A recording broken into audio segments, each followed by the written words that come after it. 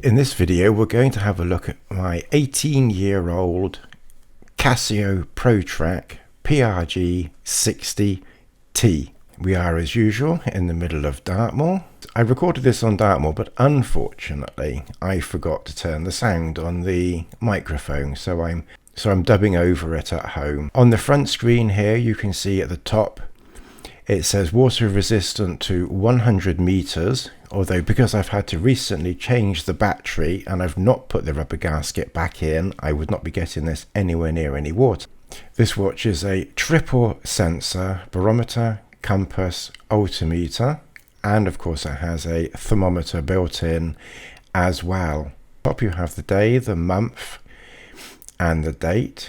You have the seconds on the right hand side in the middle. At the bottom you have the time, which you could use for dual time, and of course you have the hand movement for the main home time.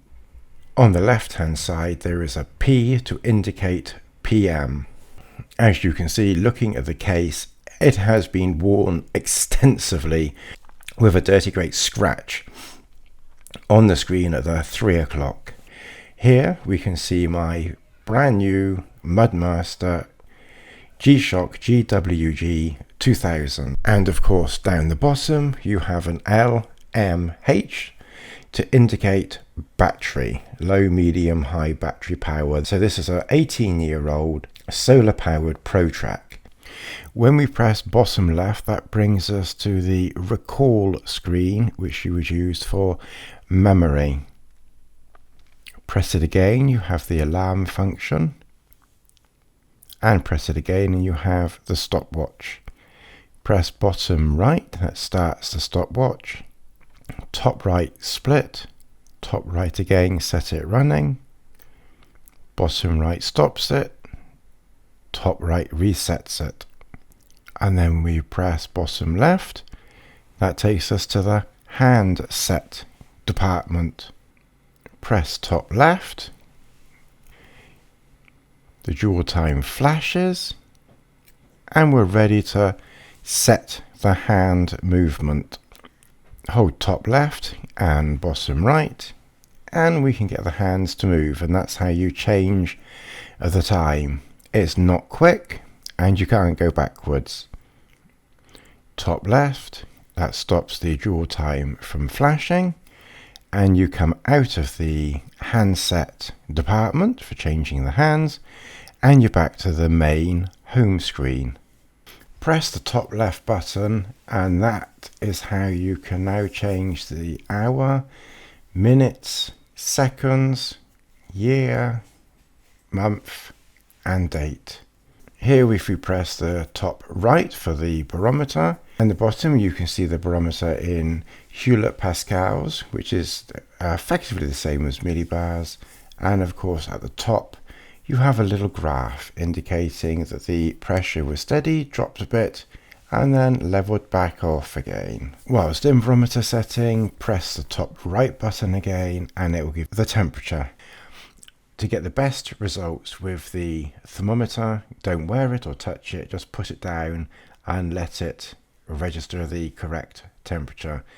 The temperature on this day certainly wasn't 14 degrees, so my fingers were warming it up. Press the bottom right hand button and that will give you your altimeter. Here you can see it is showing us 425 meters. The altimeter also shows the thermometer at the top. Press and hold top left and then use the top and bottom right hand buttons to calibrate the altimeter. To work the compass, you simply press the middle right button. North is the 3 dots where I'm pointing with my thumb, and then you have east, south and west. And the direction you're pointing the watch is the bearing, and it might need a little calibration, but it's working approximately. That is approximately south in that direction. Here we can see the 3 buttons on the right hand side. We can see the light at the bottom, and then the 2 buttons on the left. All the buttons are recessed but easily access and work even now. The bracelet is very well worn but was always very comfortable, and at the top you can see the triple sensor. It has a folding clasp. Pro Trek folds, snaps into position, and then the safety catch goes over the top, but no longer fully functional.